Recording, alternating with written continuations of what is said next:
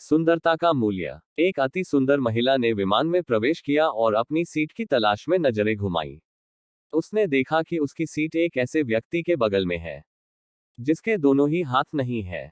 महिला को उस अपाहिज व्यक्ति के पास बैठने में झिझक हुई। उस सुंदर महिला ने एयर होस्टेस से बोला, मैं इस सीट पर सुविधापूर्वक यात्रा नहीं कर पाऊंगी क्योंकि साथ की सीट पर जो व्यक्ति बैठा हुआ है उसके दोनों हाथ नहीं है। उस सुंदर महिला ने एयर होस्टेस से सीट बदलने हेतु आग्रह किया। असहज हुई एयर होस्टेस ने पूछा, मैम क्या मुझे कारण बता सकती है? सुंदर महिला ने जवाब दिया, मैं ऐसे लोगों को पसंद नहीं करती। मैं ऐसे व्यक्ति के पास बैठकर यात्रा नहीं कर पाऊंगी।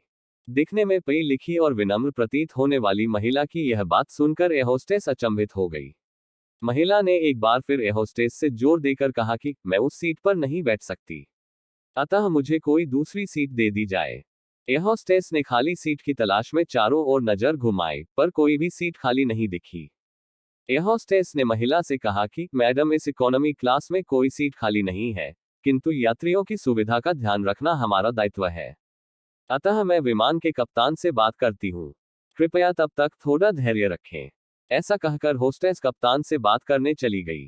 कुछ समय बाद लौटने के बाद उसने महिला को बताया, मैडम, आपको जो असुविधा हुई उसके लिए बहुत खेद है। इस पूरे विमान में केवल एक सीट खाली है और वह प्रथम श्रेणी में है। मैंने हमारी टीम से बात की और हमने एक असाधारण निर्णय लिया। एक यात्री को इकोनॉमी क्लास से प्रथम श्रेणी में भेजने का कार्य हमारी कंपनी के इतिहास में पहली बार हो रहा है। सुंदर महिला अत्यंत प्रसन्न हो गई, किंतु इसके पहले कि वह अपनी प्रतिक्रिया व्यक्त करती और एक शब्द भी बोल पाती, एयर होस्टेस उस अपाहिज और दोनों हाथ विहीन व्यक्ति की ओर बढ़ गई और विनम्रतापूर्वक उनसे पूछा, सर क्या आप प्रथम श्रेणी में जा सकेंगे?